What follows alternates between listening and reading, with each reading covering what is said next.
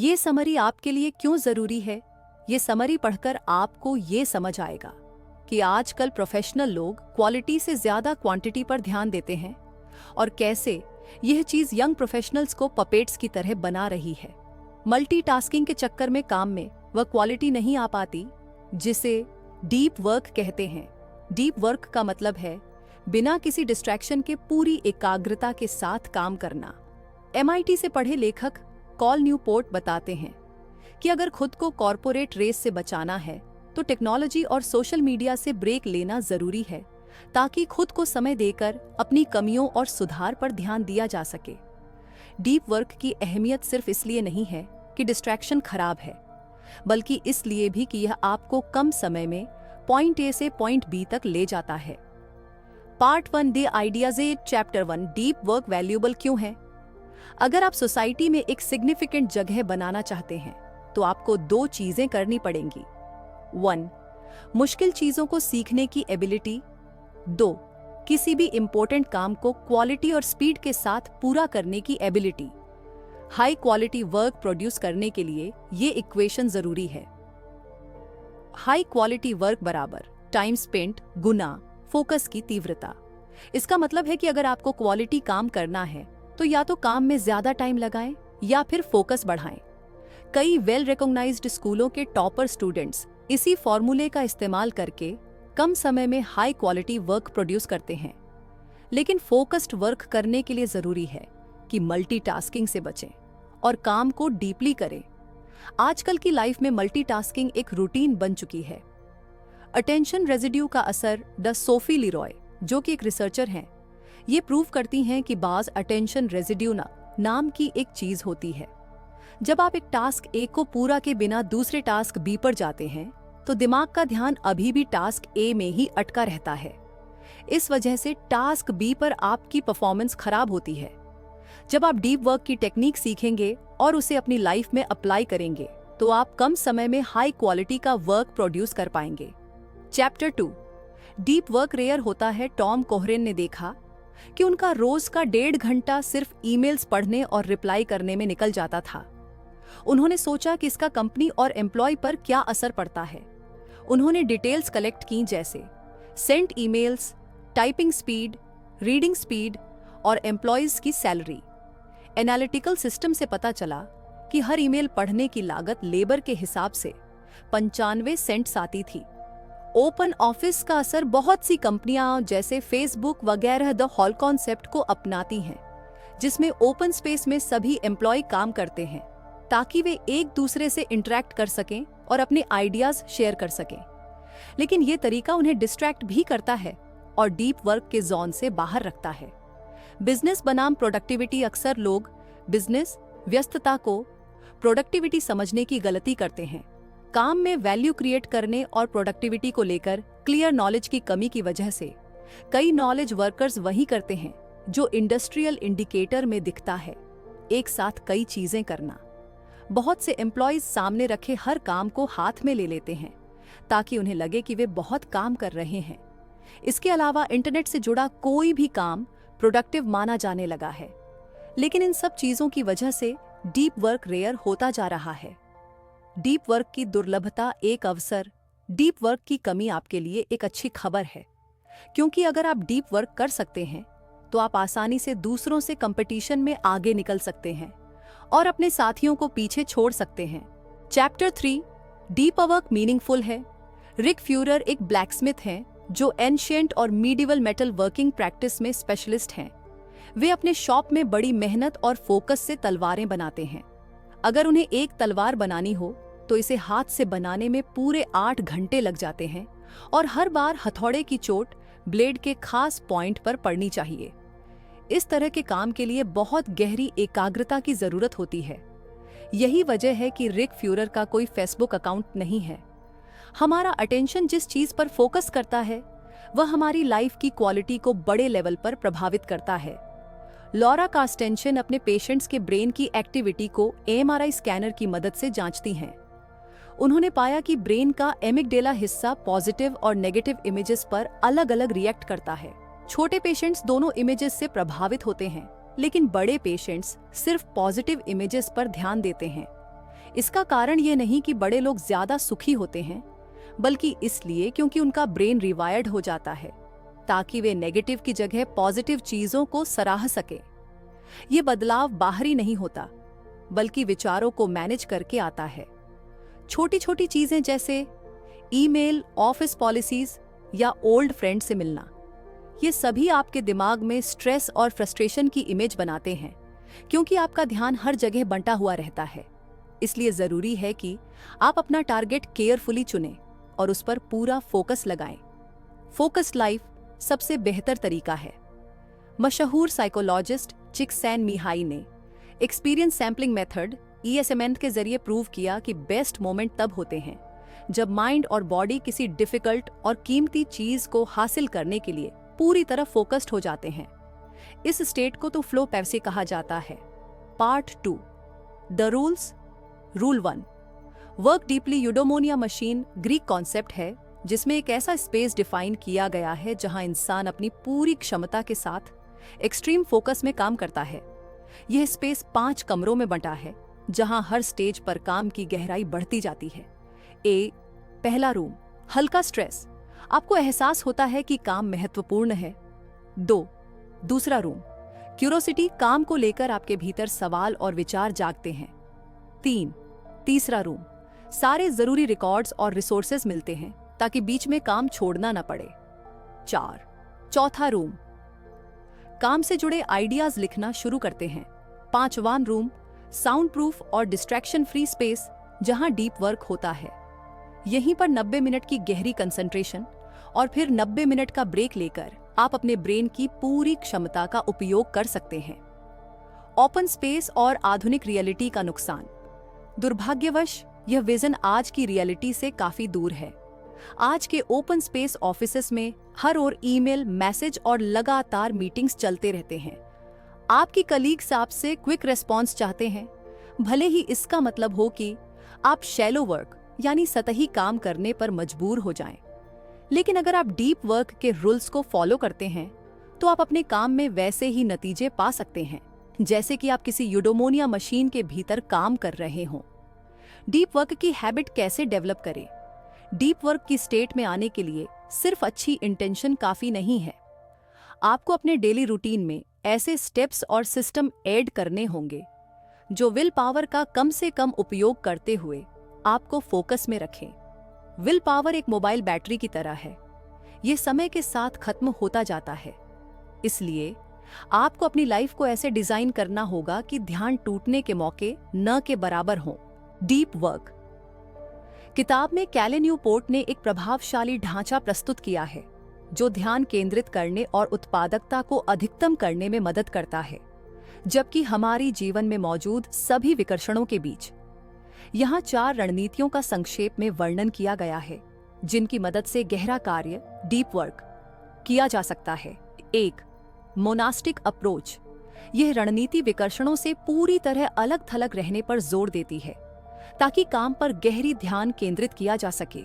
इस प्रवृत्ति के अनुयायी एक मठ में रहने वाले संत के समान जीवन जीते हैं और अनावश्यक संचार और जिम्मेदारियों को पूरी तरह से समाप्त कर देते हैं।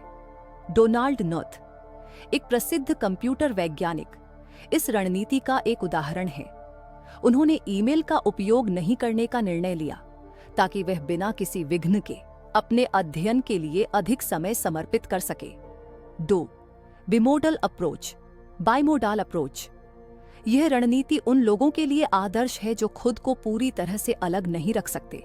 इसमें समय को गहरे काम और अन्य गतिविधियों के बीच विभाजित किया जाता है। कार्ल यंग से प्रेरित इस दृष्टिकोण में कुछ घंटे गहरे कार्य के लिए समर्पित करना और बाकी समय अन्य कार्यों के लिए देना शामिल है। उदाहरण के लिए, आप 2 घंटे ध्यान केंद्रित करके अध्ययन कर सकते हैं और फिर अपनी नियमित गतिविधियों के लिए समय बिता सकते हैं। 3, रिदमिक फिलॉसफी, जिसे चेन मेथड भी कहा जाता है। इस तकनीक में हर दिन एक विशेष कार्य के लिए एक निश्चित समय निर्धारित किया जाता है।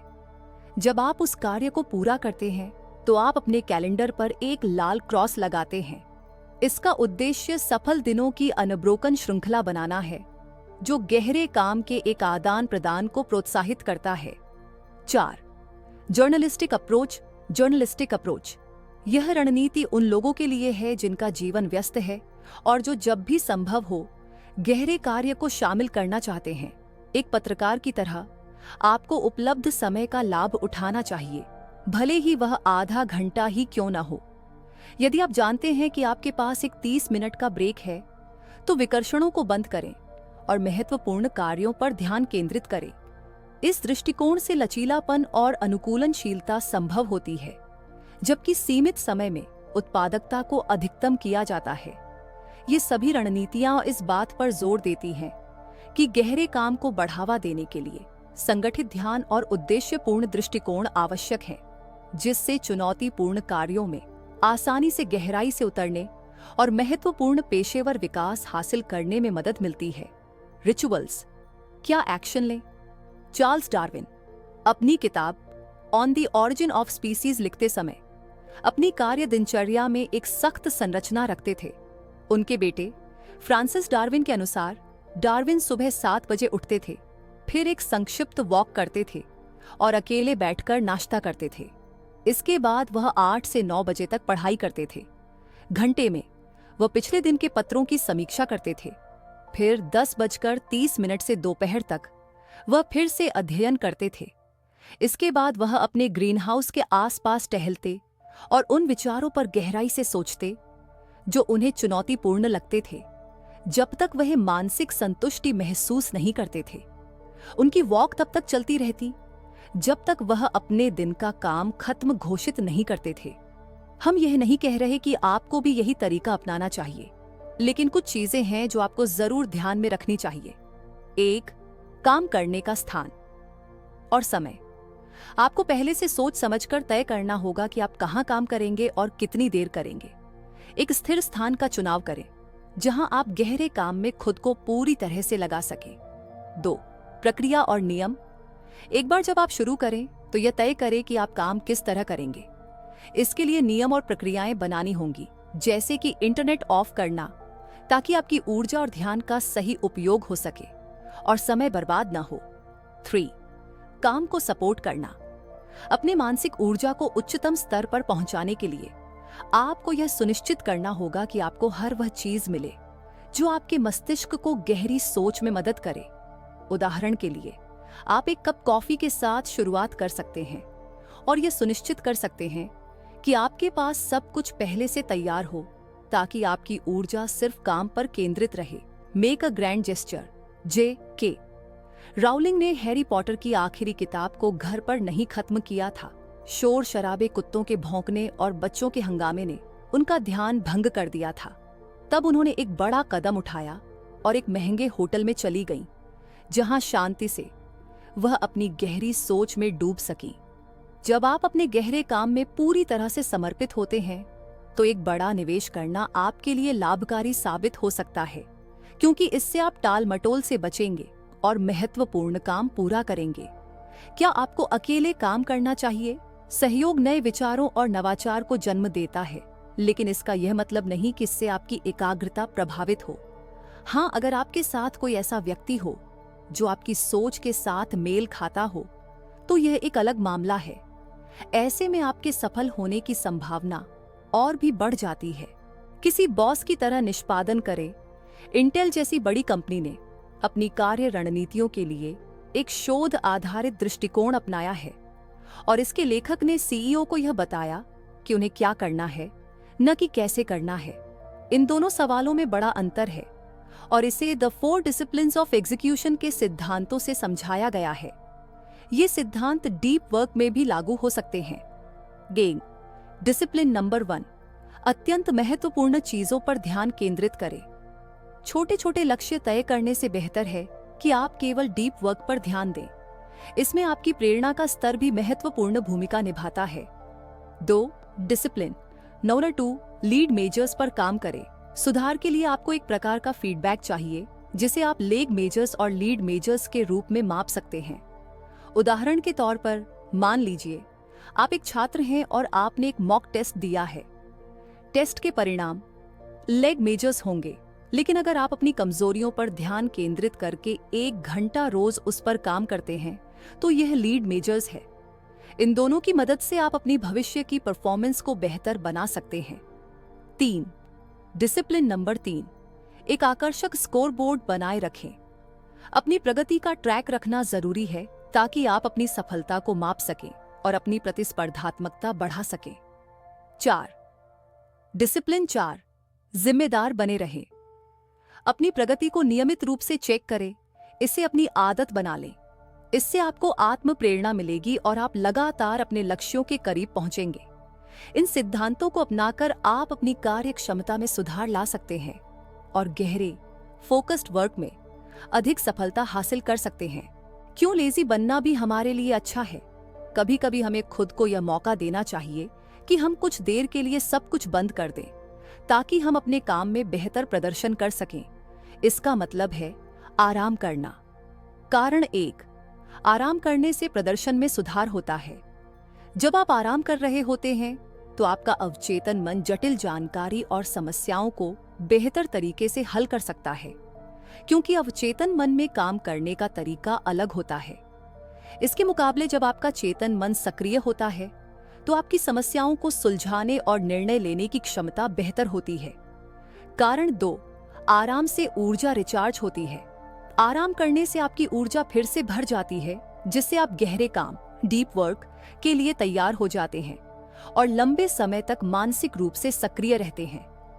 कारण 3, लगातार काम करने से आपकी अधिकतम ऊर्जा खर्च हो जाती है और फिर शाम को आप गहरे काम डीप वर्क के लिए मानसिक रूप से तैयार नहीं होते। इसलिए यह समय आराम करने के लिए सबसे उपयुक्त होता है। हालांकि अगर आपने दिन भर हल्के फुल्के काम किए हैं तो आप थकेंगे नहीं। रूल 2, बोरियत को गले लगाएं। एक यहूदी व्यक्ति था जो हर सुबह उठकर अपनी धार्मिक किताब पढ़ता था।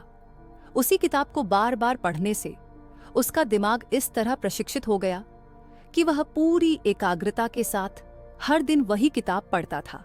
ध्यान केंद्रित करने की क्षमता इसी प्रकार नियमित अभ्यास से आती है। हम सभी में यह क्षमता होती है, लेकिन हम इसे प्रयोग में लाने के लिए कभी कोशिश नहीं करते। ध्यान रखें कि जब आप फोकस करें तो बीच बीच में ब्रेक लें, न कि ब्रेक लेते हुए फोकस करें। यह बात साधारण सी लग सकती है, लेकिन यह सच है कि इसी कारण हम जल्दी विचलित हो जाते हैं। पॉइंट 1, अगर आपके काम में इंटरनेट का ज्यादा इस्तेमाल होता है या आपको बहुत सारी ईमेल्स का जवाब देना पड़ता है तो यह रणनीति आपकी मदद कर सकती है। पॉइंट 2, यह नहीं मैटर करता कि आप अपने इंटरनेट इंटरवल्स को कैसे शेड्यूल करते हैं, लेकिन आपको एक निश्चित समय निकालना पड़ेगा जब आप इंटरनेट का बिल्कुल भी उपयोग नहीं करेंगे। पॉइंट 3, यदि आप अपने घर और ऑफिस में तय कर लेते हैं कि आप इंटरनेट का इस्तेमाल केवल एक निश्चित समय में ही करेंगे तो इससे आपकी एकाग्रता बहुत बढ़ सकती है। रूल 3, सोशल मीडिया छोड़ दें। बाराटुंडे थ्रस्टन को उसके दोस्तों ने दुनिया का सबसे कनेक्टेड इंसान कहा था। उसने 25 दिनों के लिए अपनी ऑनलाइन लाइफ को छोड़ने का निर्णय लिया। पहले हफ्ते में ही उसे इसकी आदत लग गई। उसकी जिंदगी की गति धीमी हो गई थी, लेकिन फिर जब 25 दिन पूरे हुए तो वह फिर से ऑनलाइन हो गया, और इस बार पहले से भी ज्यादा। ये उदाहरण ये दर्शाता है कि किसी भी चीज को पूरी तरह से छोड़ना हमेशा समाधान नहीं होता, बल्कि इंटरनेट और सोशल मीडिया का प्रयोग एक जरूरी चीज के रूप में किया जाए तो ज्यादा अच्छा है। कभी कभी सोशल मीडिया आपको अपने जीवन के महत्वपूर्ण लक्ष्य हासिल करने में मदद करता है। इसके कई फायदे हैं अगर आप इसके नकारात्मक पक्ष को नजरअंदाज करें। इसके अलावा 80-20 का सिद्धांत है, जिसमें कहा गया है कि आपके काम का 20% हिस्सा 80% परिणाम उत्पन्न करता है। इसलिए यह सुनिश्चित करें कि आप अपने समय का 80% उस 20% हिस्से में लगाएं, जिससे आपके परिणाम बेहतर और तेज होंगे। एक 30 दिन का सोशल मीडिया ब्रेक, खुद को 30 दिनों के लिए इंटरनेट से दूर रखने का निर्णय लें। यदि आपको लगता है कि इन 30 दिनों में इंटरनेट का उपयोग करना आपके लिए अच्छा होता या लोग आपको मिस करते, तो फिर से ऑनलाइन हो सकते हैं। अगर ऐसा नहीं है तो इंटरनेट से दूरी बनाकर रखें और देखें कि आप कितने ज्यादा प्रभावी और सृजनात्मक हो सकते हैं। इस अनुभव को एक नोट के रूप में रखें कि आपने कुछ दिन इंटरनेट से दूर रहने का निर्णय लिया था।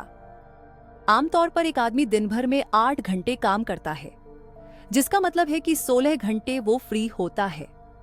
तो ये टाइम सिर्फ इंटरनेट पर सर्फिंग करने में वेस्ट क्यों किए जाए? इससे तो अच्छा है कि सेल्फ डेवलपिंग एक्सपीरियंस किया जाए। बोर्डम से बचने के लिए पहले ही डिसाइड किया जा सकता है कि इस फ्री टाइम में आपको क्या करना है जिससे आप ज्यादा एफिशिएंट हो पाएंगे। Rule number 4, drain the shallow 37 signals नाम की एक सॉफ्टवेयर कंपनी ने अपने वर्किंग डेज 5 से 4 कर लिए थे और फिर भी उसके प्रोडक्शन में कोई फर्क नहीं आया। कुछ लोग आर्ग्यू करेंगे कि भला ऐसा कैसे हो सकता है। ऐसा इसलिए हुआ क्योंकि इस कंपनी के एम्प्लॉइज ने अपने काम फिनिश करने के लिए टाइम को बहुत इंपॉर्टेंस दी। उन्होंने अपने काम से शैलो वर्क को लगभग पूरी तरह एलिमिनेट करके रख दिया था। और जब आप शैलो वर्क को डीप वर्क से रिप्लेस करते हैं तो आप देखेंगे कि कैसे आपको एक्स्ट्रा ऑर्डिनरी रिजल्ट्स मिलते हैं। बेशक आपको अपनी फिजिकल लिमिट तक पहुंचना है, जैसा कि स्टडीज में देखा गया है कि डीप वर्क करने के लिए 4 घंटे मैक्सिमम टाइम है। हाँ, रेयर इंडिविजुअल्स की बात अलग है। अगर आप डीप वर्क करते हैं तो आप 4 घंटे में ही वो अचीव कर लेंगे जो बाकी लोग 8 घंटे में अचीव करते हैं। तो शैलो वर्क आखिर होता क्या है? शैलो वर्क वो है जिसमें आपका ब्रेन ज्यादा यूज नहीं होता, जिसमें आप लेजी होके काम करता हो और जिन्हें करते हुए अब बार बार डिस्ट्रैक्ट हो जाता हो। शैलो वर्क करने वाले दुनिया में ज्यादा कुछ वैल्यू एड नहीं करते और ये इजीली रिप्लेस किए जा सकते हैं। शैलो वर्क अवॉइड करने के लिए आपको सबकी पहुंच से दूर रहना होगा। इसका मतलब है कि आपको ईमेल्स भेजने वाला सेंडर कोई भी ईमेल भेजने से पहले आपके टाइम की वैल्यू करते हुए बड़ी ही थॉटफुल तरीके से सिर्फ वही मेल्स आपको भेजेगा जो बहुत इंपॉर्टेंट हो और जिनका रिप्लाई आप तभी देंगे जब आपको रिप्लाई देना सच में जरूरी लगे। और अगर आपका रिप्लाई करना या ईमेल चेक करना आपके वैल्यूएबल टाइम के हिसाब से सूट नहीं करता, तो पहली बात तो वो ईमेल भेजने वाला आपको ईमेल्स भेजेगा ही नहीं, जिससे आप अननेसेसरी शैलो वर्क से बच जाएंगे।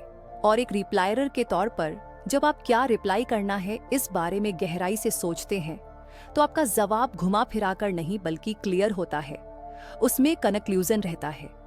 दूसरा ऑप्शन है रिप्लाई ना करना। अगर आपको लगता है कि अगर इसमें कुछ भी साफ समझ नहीं आ रहा, जिसका कोई जवाब आपसे देते नहीं बन रहा, अगर इसमें आपके मतलब का कोई सवाल या प्रपोजल नहीं है, आपके रिप्लाई करने से कुछ खास नहीं होने वाला और ना ही रिप्लाई ना करने से कुछ नुकसान होगा। तो आपने इस समरी से क्या सीखा? हमने इस समरी में जाना कि डीप और शैलो वर्क के बीच क्या डिफरेंस है। हमने इसमें डीप वर्क करने के 4 तरीके भी सीखे, जो है monastic approach, bimodal approach, rhythmic approach और जर्नलिस्टिक अप्रोच। और सबसे ज्यादा जरूरी बात जो हमने सीखी वो है कि हम सोशल मीडिया और इंटरनेट के डिस्ट्रैक्शन से कैसे बचें। और अगर हम इस समरी के सारे रूल्स अप्लाई करें तो इस बात में कोई शक नहीं कि हम पहले से ज्यादा डीप वर्क करने के बावजूद अपनी फैमिली और फ्रेंड्स के साथ भी ज्यादा टाइम स्पेंड कर पाएंगे। आज के लिए बस इतना ही। मिलते हैं अगली वीडियो में। आपको हमारी समरी कैसी लगी हमें कमेंट करके बताइए और नेक्स्ट समरी आपको किस बुक पर चाहिए हमें कमेंट में बताइए।